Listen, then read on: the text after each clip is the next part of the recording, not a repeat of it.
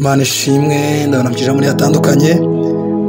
Turashimira Imana iduhaye kandi umunsi nk'uyu mwiza, ni umunsi wo kuwa gatanu, ni umunsi wacu w'157 wa commanding your day. Rero Imana ishimwe. Hanyuma uyu munsi rero ni umunsi wo kugira ngo twongere dushime Imana, tuvuge Imana ko Imana igira neza, rero aho muri Imana ibaho umugisha.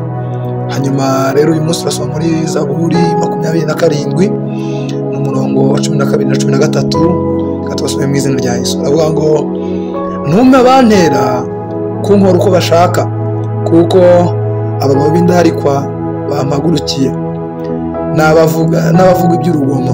Umurongo wa 13 ariho turangiriza, akavuga ngo mbararabye iyo ntizera ko nzareba kugira neza k'Uwiteka mu isi y'ababaho.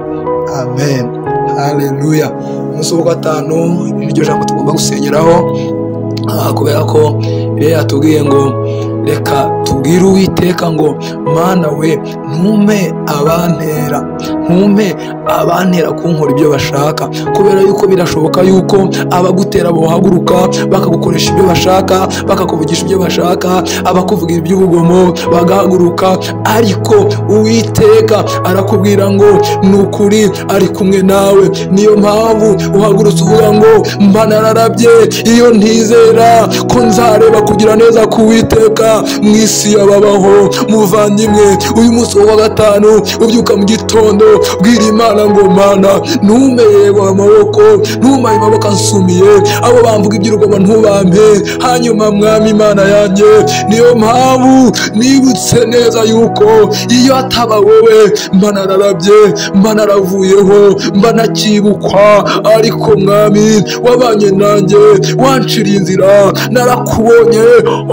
Rabakaya ndabakori babuza ndabakorya, Mwuka Wera mba nararabye, ariko ushimwe yuko wabanye nanjye, ariko ushimwe yuko wandinze, ariko ushimwe yuko wanciriye inzira, ariko ushimwe yuko wankoresheje, ariko ushimwe yuko wagaragaye. Rekabara bakorya bazana bakorya. Uyu munsi wa gatanu ubyuka mu gitondo, haguruka ushime, ujya mu kazi haguruka ushime, ujya muri byinshi bitandukanye haguruka ushime.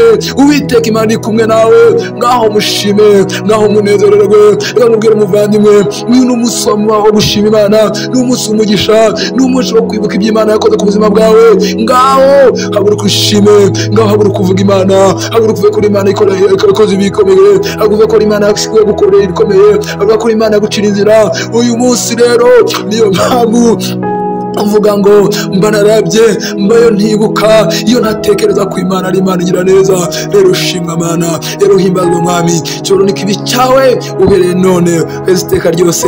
Umunsi wawe urarinzwe, Imana iri kumwe nawe, ngaho yishime, ngaho yinezerwe muri byose, yuko ari Imana ikora ibikomeye. Uyu munsi wa gatanu ubyuse ujya gushima, ubyuse uza gusenga, uvuga ko ari Imana yakoze ibikomeye kuri wewe. Mu izina rya Yesu tubisabye kandi tubyizeye, amen.